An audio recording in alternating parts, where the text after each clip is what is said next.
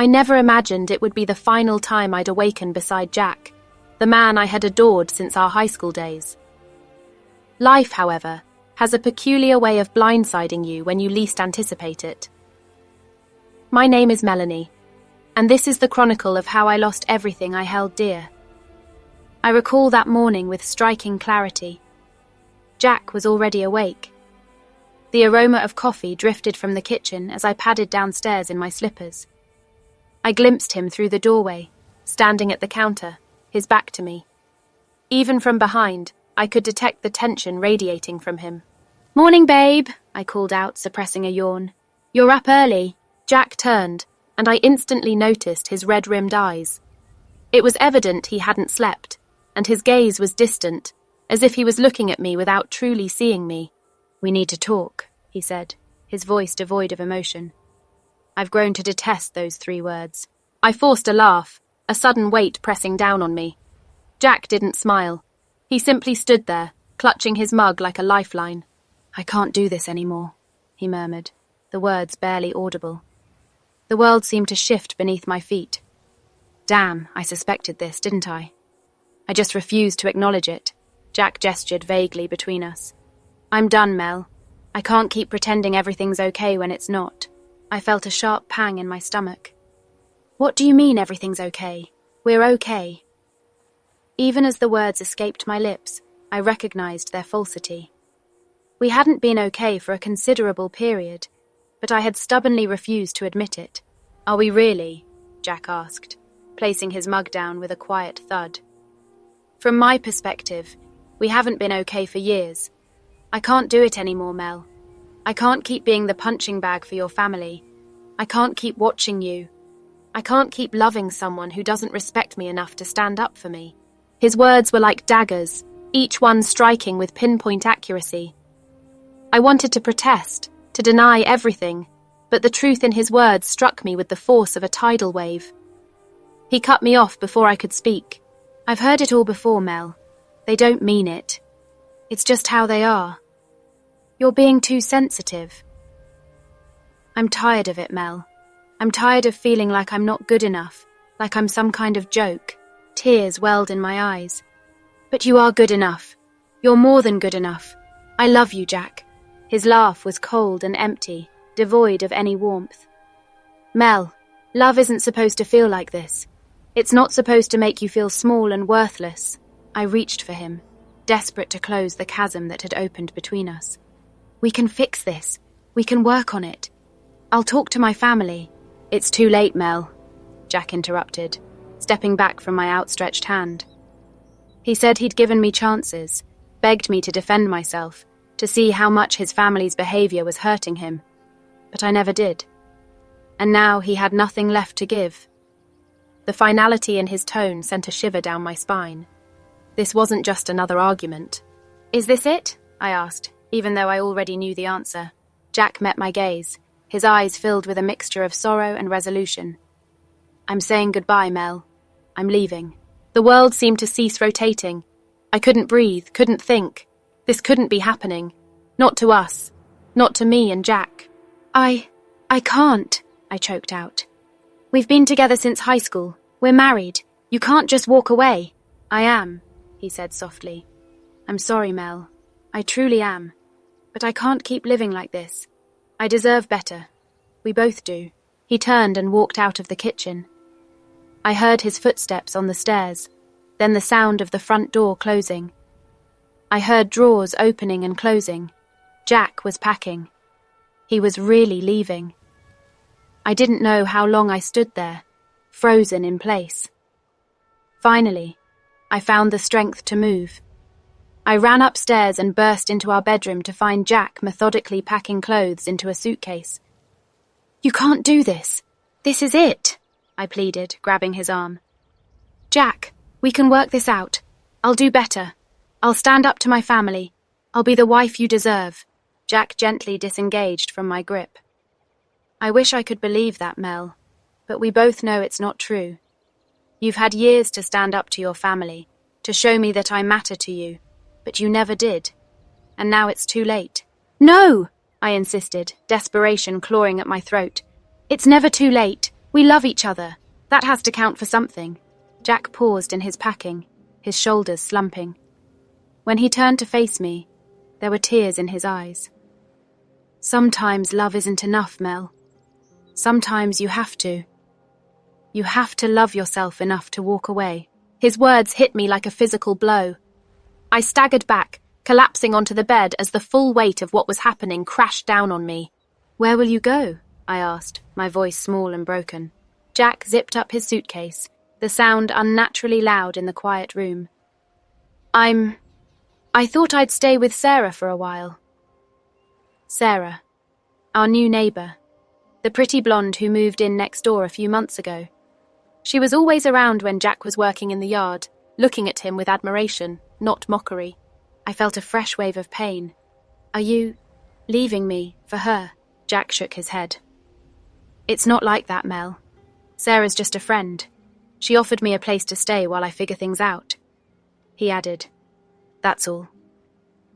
Even as he said it, I could see the lie in his eyes. Maybe nothing had happened between them yet, but it would. I knew it with a certainty that made me feel sick. Please, I whispered one last time, please don't go. Jack looked at me for a long moment, and I saw a flicker of something in his eyes. Regret. Longing. For a breathless second, I thought he might change his mind. But then he picked up his suitcase, and the moment passed. I'm sorry, Mel, I really am, but this is goodbye. Just like that, Jack was gone. The sound of the front door closing echoed through the house like a gunshot, leaving behind a silence so profound it felt like it might swallow me whole.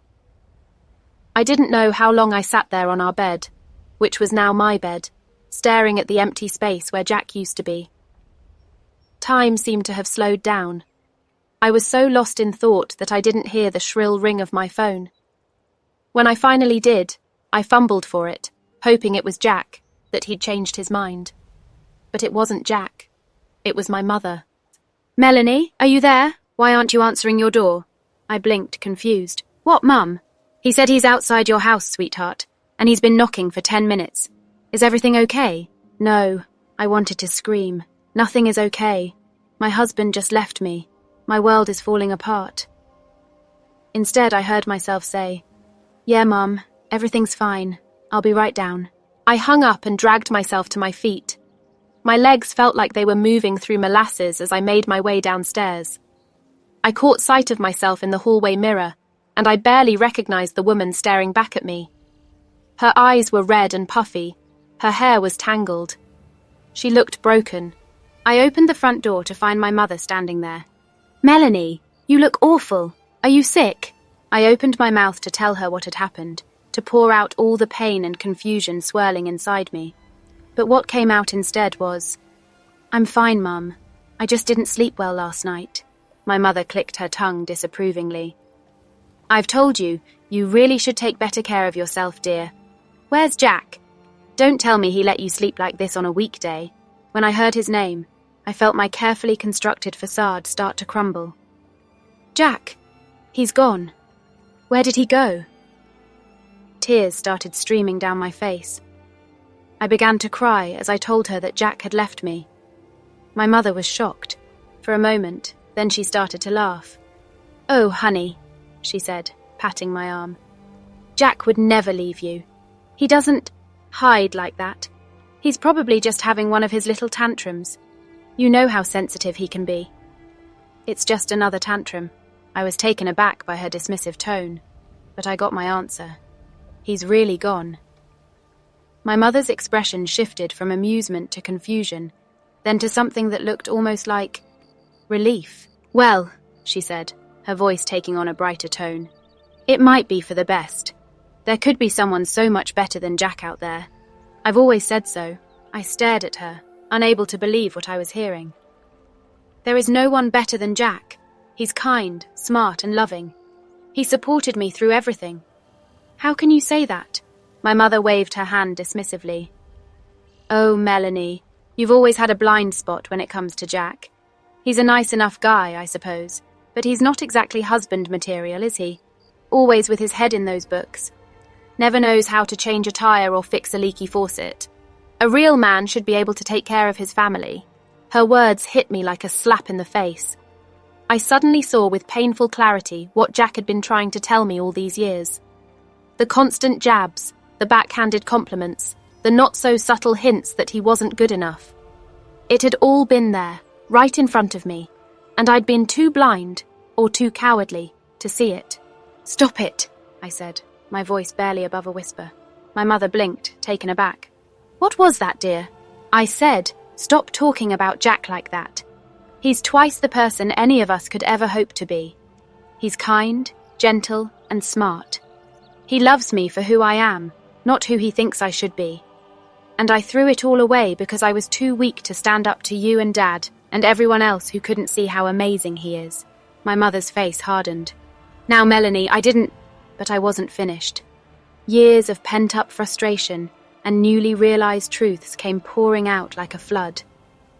"Mum, you don't get to talk right now. You get to listen.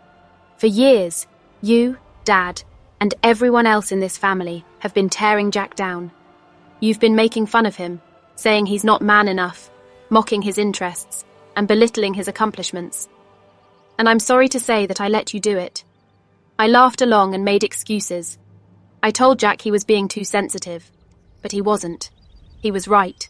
You were all wrong, and now I've lost him, and it's not just your fault. I wasn't strong enough to stand up for the man I love." I was breathing hard by the time I finished, my hands clenched into fists at my sides. My mother stood there, mouth opening and closing like a fish out of water. "Melanie," she finally managed to get out in a small voice, "I never meant to hurt you." I cut her off. "I don't want to hear it. Not now. Maybe not ever. I think you should go. I need to be alone."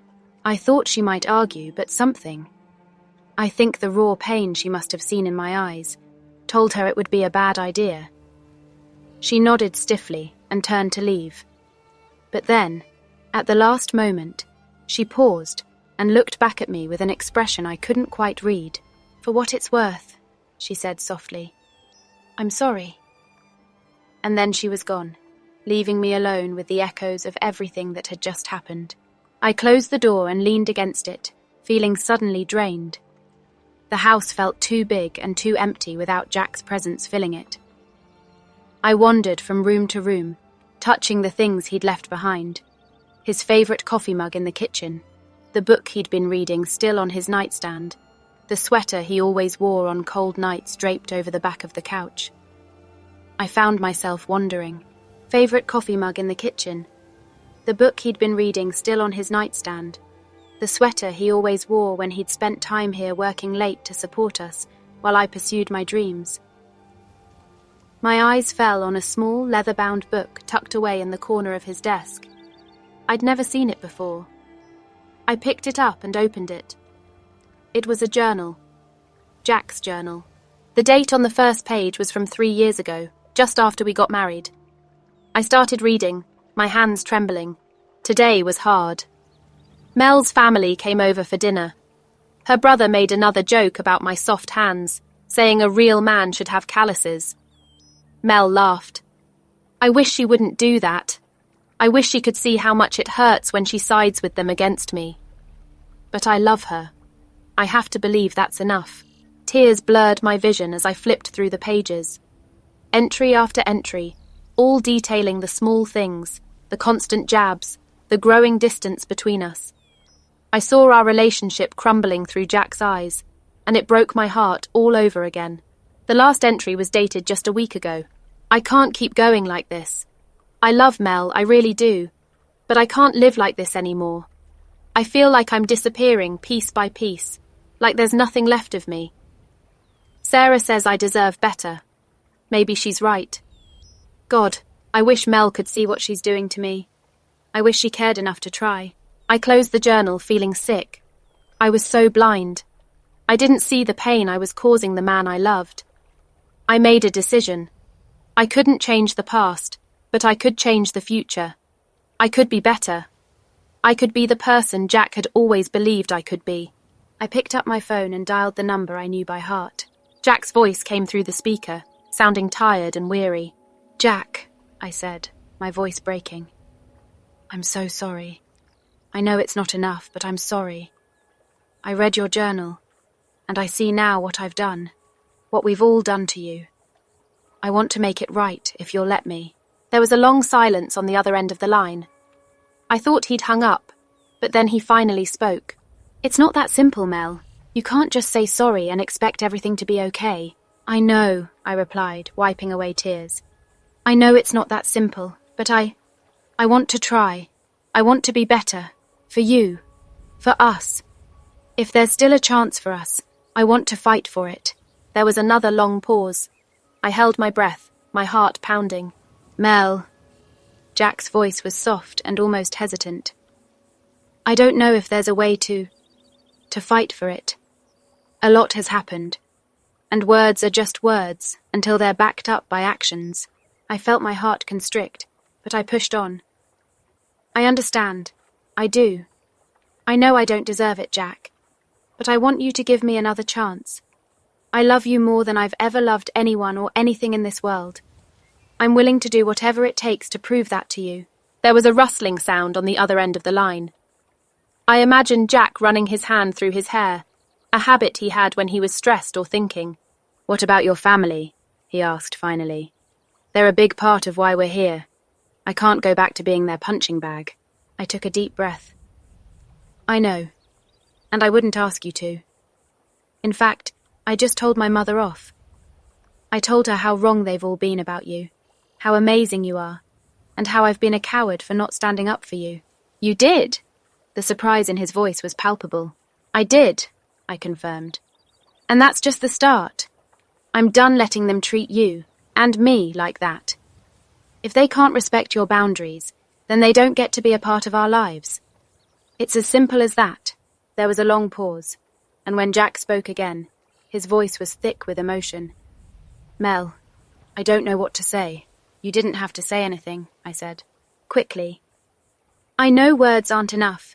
I know I have a lot to prove, but I'm asking— No, I'm begging for the chance to show you that I can be the partner you deserve." There was another long pause, and I was afraid the call had dropped. Finally, Jack spoke. "Okay," he said softly. "I can't promise anything, but I'm willing to give you, and us, one last chance." Relief washed over me like a tidal wave. "Thank you," I whispered, tears streaming down my face. "Thank you, Jack." "I promise I won't let you down, not this time." "I really hope not," he replied, his voice a mixture of hope and worry. "This is it now. This is our last chance." "Things will change," I assured him fervently. "They already have. I swear to you, Jack, things will be different." We talked for a while longer, making plans to meet the next day to really hash things out. When we finally hung up, I felt a glimmer of hope for the first time since this nightmare began. But I knew the hard work was just beginning. What mattered now were actions, not words. I was determined to show Jack, and everyone else, that I could be the partner he needed and deserved. The next few weeks were a whirlwind of change and challenges. I did what I said I would, and stood up to my family. It wasn't easy. There were tears, shouting matches, and more than one door slammed in my face. But I stood my ground. I'll never forget the look on my father's face when I told him in no uncertain terms that his behaviour towards Jack was unacceptable. "Listen here, young lady," he'd roared, turning an alarming shade of red. "I've put up with a lot from that boy, but—" "No," I cut him off. "You listen. Jack is not a boy. He's a man, a good man. A man who has loved me and supported me in ways you can't even fathom. If you can't see that, if you can't respect him and treat him with the dignity he deserves, then you don't get to be a part of our lives. It's as simple as that." My father had gaped at me, clearly unused to being spoken to in such a manner. "You'd choose him over your own family?" he'd asked incredulously. I replied without a second thought. "Jack is my family. He's the family I chose. And it's about time I started acting like it. I had to confront myself too. Years of ingrained behaviours and thought patterns don't change overnight. I started therapy. I worked through my own issues and insecurities and learned how to be a better partner. Jack and I also started couples counselling. It was hard, facing up to all the ways we'd hurt each other over the years. There were sessions where we left feeling raw and exhausted, barely able to look at each other. But slowly, surely, we started to heal. We had to relearn how to communicate and truly listen to each other. I had to learn how to stand up for Jack, not just to my family, but to anyone who tried to belittle him. Jack had to learn how to trust me again. There were setbacks, of course. One of the hardest moments came about 2 months into our reconciliation. We were at a neighborhood barbecue, our first real social outing since getting back together. Things had been going well that afternoon. We were having a great time, chatting and laughing. Then Bill, from down the street, who'd had one too many beers, started in on Jack. "So, Jackie," he'd slurred, "you need to learn how to use a grill. Don't let your woman do all the cooking." I saw Jack stiffen, saw a flash of hurt in his eyes before he masked it with a forced smile. In that moment, I knew this was it. My chance to prove that things really had changed. "Bill," I said, my voice carrying across the backyard. "Jack's an amazing cook. He makes a mean stir-fry that would put any of yours to shame. For the record, there's nothing little about me, and Jack doesn't need to man up. He's twice the man you'll ever be." A hush fell over the gathering. Bill gaped at me, his arm falling away from Jack's shoulders. Jack looked at me with a mixture of surprise and something else, something that looked a lot like pride. "Mel," he started, but I wasn't finished. "It's okay. I'm not done," I told him. I turned back to Bill, who was still speechless. "Bill, I like you. You're a good neighbor. But if you ever speak to my husband like that again, if you ever try to demean him or question his masculinity, we're going to have a serious problem. Do I make myself clear?" Bill nodded dumbly, mumbling something that sounded like an apology before stumbling away. As soon as he was gone, Jack pulled me into a tight hug. "Thank you," he whispered into my hair. "You have no idea how much that means to me." "It was meant for me," I replied. I pulled back and looked up at him. I meant every word. Jack is an amazing man. It's about time everyone knew it. That night, as we lay in bed, Jack turned to me with a serious expression. "Mel," he said softly, "I need to tell you something." My heart skipped a beat. "What is it?" I asked, trying to keep the worry out of my voice. Jack took a deep breath. "It's about Sarah." Sarah, the neighbor, the woman he'd stayed with after leaving me. I felt a cold knot form in the pit of my stomach. "What about her?" I asked. Jack reached out and took my hand. "Nothing happened between us," he said firmly. "I need you to know that. She did tell me she had feelings for me. For a moment, I thought about what it might be like to be with someone who saw me and appreciated me. I felt tears prick at my eyes, but I blinked them back. "Why are you telling me this?" I whispered. "Because I want there to be no more secrets between us," Jack replied. "I need you to understand how close I came to giving up on us. Even in that moment, even when I was hurt and angry and feeling more alone than I ever had, I still loved you. I still wanted you. You're it for me, Mel. You always have been. I couldn't hold back the tears then. They flowed freely as I pulled Jack close, burying my face in his chest. "I love you," I sobbed. "I love you so much. And I promise I'll make sure you never doubt that again." Jack held me tight, his own tears falling into my hair. "I love you too," he murmured. "We're going to be okay, Mel. We're going to make it." In that moment, I believed him.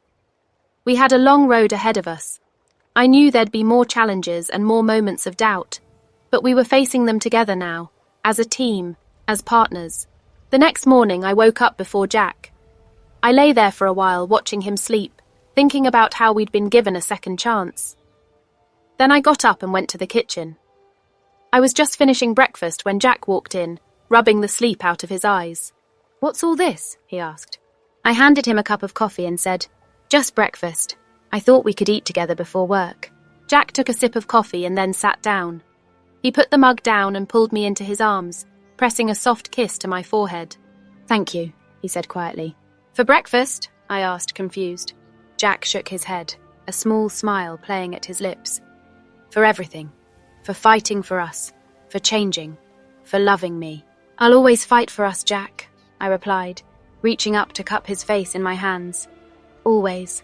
As we sat down to eat, I felt a sense of peace settle over me.